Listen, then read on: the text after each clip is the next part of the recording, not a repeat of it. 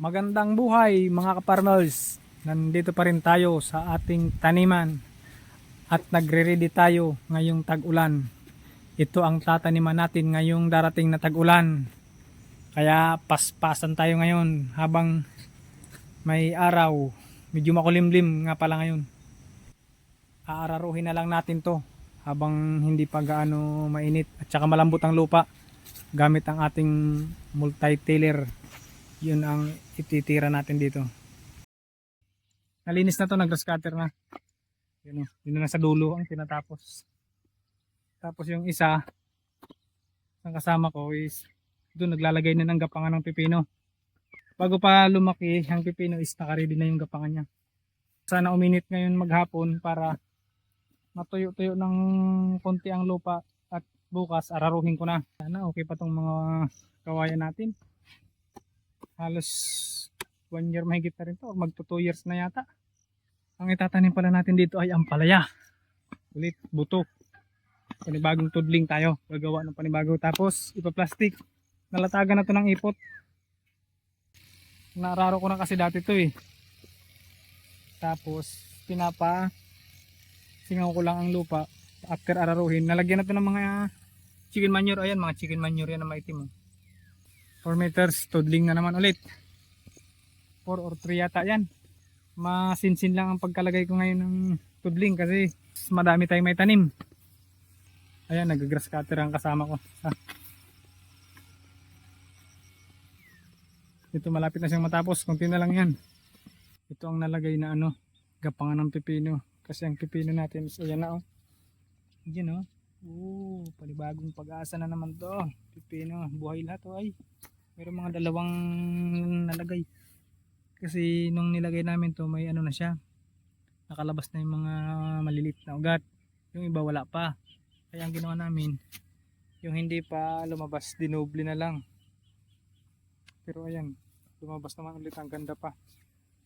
Yung isang kasama natin nandun naglalagay ng tali sa taas. Tapos itatali pa yan dito pababa. Dapat naka ikot yan dito sa nylon hanggang pababa.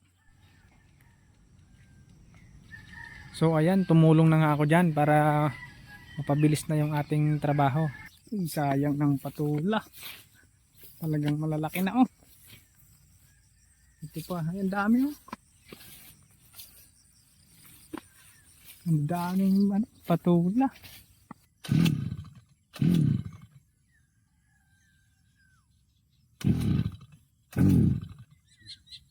Ito yung nakasapon, di ba? Ayun. Tuloy pa rin ang grass cutter. Pinalitan namin yung grass cutter niya kasi yung isa mataas ang minor. Ano, ayos ba yan? Okay?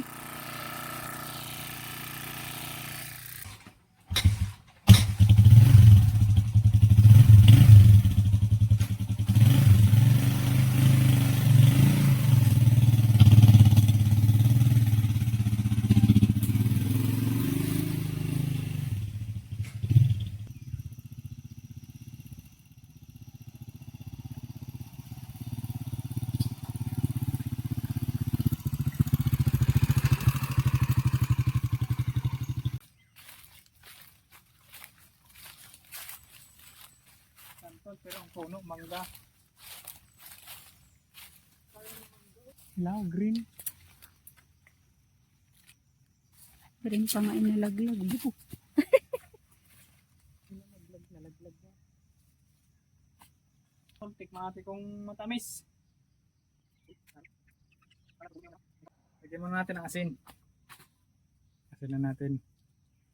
Dut-dut. Tamis talaga. Nakalibre na naman tayo sa santol. Yung iba gugulayin na lang. Sarap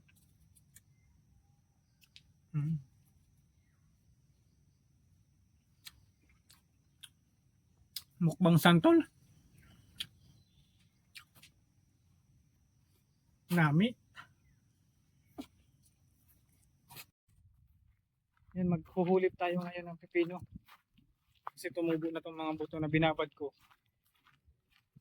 Ngayon, meron pang bakante doon na walang tanim. So lalagyan natin. Tapos yung mga ibang pipino na hindi tumubo, papalitan na natin ng buto.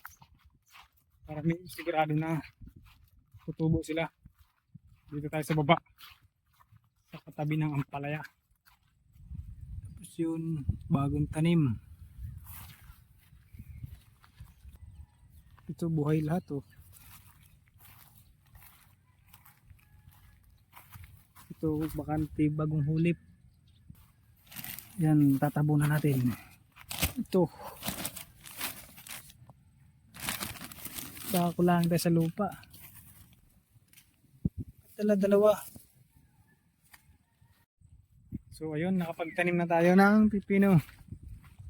Dinidilig na lang. Itong bagong tanim. Ito ang nauna. Yan, kabilaan. Lalagyan na lang natin ito ng gapangan dito sa kabilang side. Nagdidilig na lang sila.